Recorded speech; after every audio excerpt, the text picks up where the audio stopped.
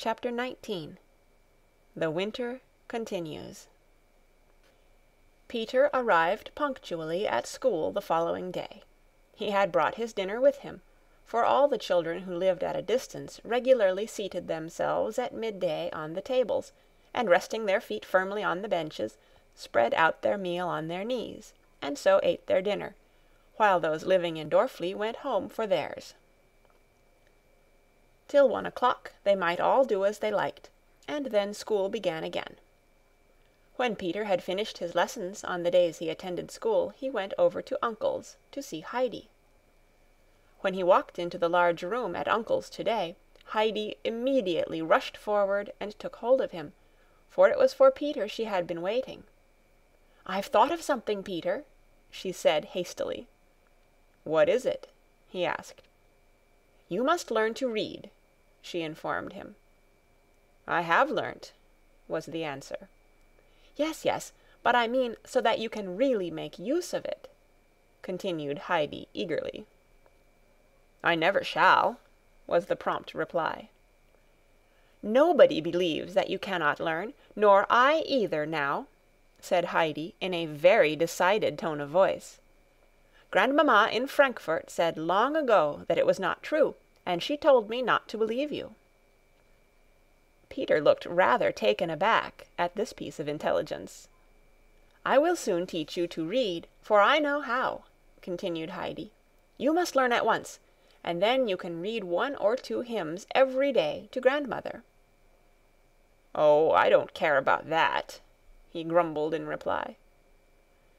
This hard-hearted way of refusing to agree to what was right and kind, and to what Heidi had so much at heart, aroused her anger. With flashing eyes she stood facing the boy and said threateningly, "If you won't learn as I want you to, I will tell you what will happen. You know your mother has often spoken of sending you to Frankfurt, that you may learn a lot of things. And I know where the boys there have to go to school. Clara pointed out the great house to me when we were driving together. And they don't only go when they are boys, but have more lessons still when they are grown men. I have seen them myself, and you mustn't think they have only one kind teacher like we have. There are ever so many of them, all in the school at the same time, and they are all dressed in black, as if they were going to church, and have black hats on their heads as high as that." And Heidi held out her hand to show their height from the floor. Peter felt a cold shudder run down his back. "And you will have to go in among all those gentlemen," continued Heidi with increasing animation. "And when it comes to your turn you won't be able to read, and will make mistakes in your spelling. Then you'll see how they'll make fun of you, even worse than Tinette, and you ought to have seen what she was like when she was scornful." "Well, I'll learn then," said Peter, half sorrowfully and half angrily. Heidi was instantly mollified. "That's right, then we'll begin at once," she said cheerfully, and went busily to work on the spot, dragging Peter to the table and fetching her books. Among other presents, Clara had sent Heidi a book, which the latter had decided, in bed the night before, would serve capitally for teaching Peter, for it was an ABC book with rhyming lines. And now the two sat together at the table with their heads bent over the book, for the lesson had begun. Peter was made to spell out the first sentence 2 or 3 times over, for Heidi wished him to get it correct and fluent. At last she said, "You don't seem able to get it right, but I will read it aloud to you once. When you know what it ought to be, you will find it easier."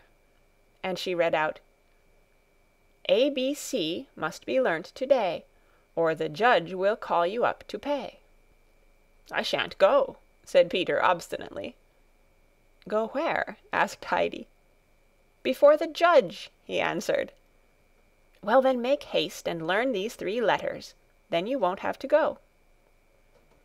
Peter went at his task again, and repeated the 3 letters so many times and with such determination, that she said at last, "You must know those 3 now." Seeing what an effect the first 2 lines of verse had had upon him, she thought she would prepare the ground a little for the following lessons. "Wait, and I will read you some of the next sentences," she continued. "Then you will see what else there is to expect." And she began in a clear, slow voice. "D, E, F, G must run with ease, or something will follow that does not please. Should H, I, J, K be now forgot, disgrace is yours upon the spot. And then L, M must follow at once, or punished you'll be for a sorry dunce. If you knew what next awaited you, you'd haste to learn N, O, P, Q. Now R, S, T be quick about, or worse will follow, there's little doubt." Heidi paused, for Peter was so quiet that she looked to see what he was doing. These many secret threats and hints of dreadful punishments had so affected him that he sat as if petrified, and stared at Heidi with horror-stricken eyes. Her kind heart was moved at once, and she said, wishing to reassure him, "You need not be afraid, Peter. Come here to me every evening, and if you learn as you have to-day, you will at last know all your letters, and the other things won't come. But you must come regularly, not now and then as you do to school. Even if it snows, it won't hurt you." Peter promised, for the trepidation he had been in had made him quite tame and docile. Lessons being finished for this day, he now went home. Peter obeyed Heidi's instructions punctually, and every evening went diligently to work to learn the following letters, taking the sentences thoroughly to heart. The grandfather was frequently in the room smoking his pipe comfortably while the lesson was going on, and his face twitched occasionally as if he was overtaken with a sudden fit of merriment. Peter was often invited to stay to supper after the great exertion he had gone through, which richly compensated him for the anguish of mind he had suffered with the sentence for the day. So the winter went by, and Peter really made progress with his letters, but he went through a terrible fight each day with the sentences. He had got at last to U. Heidi read out, "And if you put the U for V, you'll go where you would not like to be." Peter growled, "Yes, but I shan't go." But he was very diligent that day, as if under the impression that someone would seize him suddenly by the collar and drag him where he would rather not go. The next evening Heidi read, "If you falter at W, worst of all, look at the stick against the wall." Peter looked at the wall and said scornfully, "There isn't one." "Yes, but do you know what grandfather has in his box?" asked Heidi. "A stick as thick almost as your arm, and if he took that out, you might well say, 'Look at the stick on the wall.'" Peter knew that thick hazel stick, and immediately bent his head over the W and struggled to master it. Another day the lines ran, "Then comes the X for you to say, or be sure you'll get no food to-day." Peter looked towards the cupboard where the bread and cheese were kept, and said crossly, "I never said that I should forget the X." "That's all right. If you don't forget it, we can go on to learn the next, and then you will only have one more," replied Heidi, anxious to encourage him. Peter did not quite understand, but when Heidi went on and read, "And should you make a stop at Y, they'll point at you and cry, 'Fie, fie!' All the gentlemen in Frankfurt, with tall black hats on their heads, and scorn and mockery in their faces, rose up before his mind's eye, and he threw himself with energy on the Y, not letting it go till at last he knew it so thoroughly that he could see what it was like even when he shut his eyes. He arrived on the following day in a somewhat lofty frame of mind, for there was now only one letter to struggle over, and when Heidi began the lesson with reading aloud, "Make haste with Z, if you're too slow, off to the Hottentots you'll go," Peter remarked scornfully, "I dare say, when no one knows even where such people live." "I assure you, Peter," replied Heidi, "grandfather knows all about them. Wait a second, and I will run and ask him, for he is only over the way with the pastor." And she rose and ran to the door to put her words into action, but Peter cried out in a voice of agony, "Stop!" for he already saw himself being carried off by Alm uncle and the pastor, and sent straight away to the Hottentots, since as yet he did not know his last letter. His cry of fear brought Heidi back. "What's the matter?" she asked in astonishment. "Nothing. Come back. I am going to learn my letter," he said, stammering with fear. Heidi, however, herself wished to know where the Hottentots lived, and persisted that she should ask her grandfather, but she gave in at last to Peter's despairing entreaties. She insisted on his doing something in return, and so not only had he to repeat his Z until it was so fixed in his memory that he could never forget it again, but she began teaching him to spell, and Peter really made a good start that evening. So it went on from day to day. The frost had gone, and the snow was soft again, and moreover fresh snow continually fell, so that it was quite 3 weeks before Heidi could go to the grandmother again.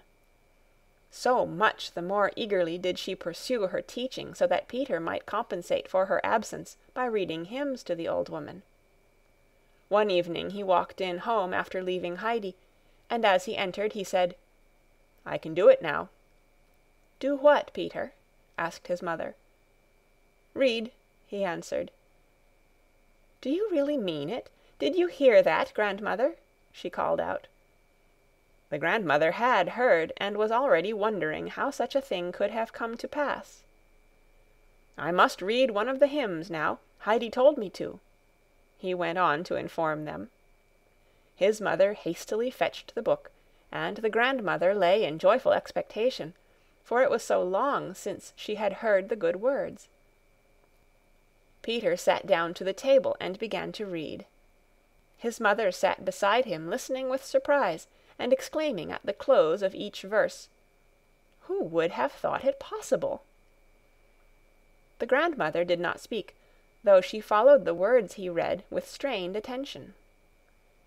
It happened on the day following this that there was a reading lesson in Peter's class. When it came to his turn, the teacher said, "We must pass over Peter as usual, or will you try again once more? I will not say to read, but to stammer through a sentence." Peter took the book and read off 3 lines without the slightest hesitation. The teacher put down his book and stared at Peter as at some out-of-the-way and marvelous thing unseen before. At last he spoke. "Peter, some miracle has been performed upon you. Here have I been striving with unheard-of patience to teach you, and you have not hitherto been able to say your letters even. And now, just as I had made up my mind not to waste any more trouble upon you, you suddenly are able to read a consecutive sentence properly and distinctly. How has such a miracle come to pass in our days?" "It was Heidi," answered Peter.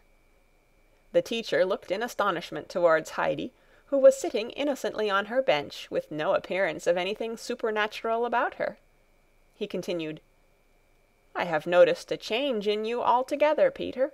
Whereas formerly you often missed coming to school for a week, or even weeks at a time, you have lately not stayed away a single day. Who has wrought this change for good in you?" "It was Uncle," answered Peter. With increasing surprise, the teacher looked from Peter to Heidi, and back again at Peter. "We will try once more," he said cautiously, and Peter had again to show off his accomplishment by reading another 3 lines. There was no mistake about it. Peter could read. As soon as school was over, the teacher went over to the pastor to tell him this piece of news, and to inform him of the happy result of Heidi's and the grandfather's combined efforts. Every evening Peter read 1 hymn aloud. So far he obeyed Heidi. Nothing would induce him to read a second, and indeed the grandmother never asked for it. His mother Brigitte could not get over her surprise at her son's attainment, and when the reader was in bed would often express her pleasure at it. Now he has learnt to read, there is no knowing what may be made of him yet." On one of these occasions the grandmother answered, "Yes, it is good for him to have learnt something, but I shall indeed be thankful when spring is here again, and Heidi can come. They are not like the same hymns when Peter reads them. So many words seem missing, and I try to think what they ought to be, and then I lose the sense, and so the hymns do not come home to my heart as when Heidi reads them." The truth was that Peter arranged to make his reading as little troublesome for himself as possible. When he came upon a word that he thought was too long or difficult in any other way, he left it out, for he decided that a word or two less in a verse, when there were so many of them, could make no difference to his grandmother. And so it came about that most of the principal words were missing in the hymns that Peter read aloud.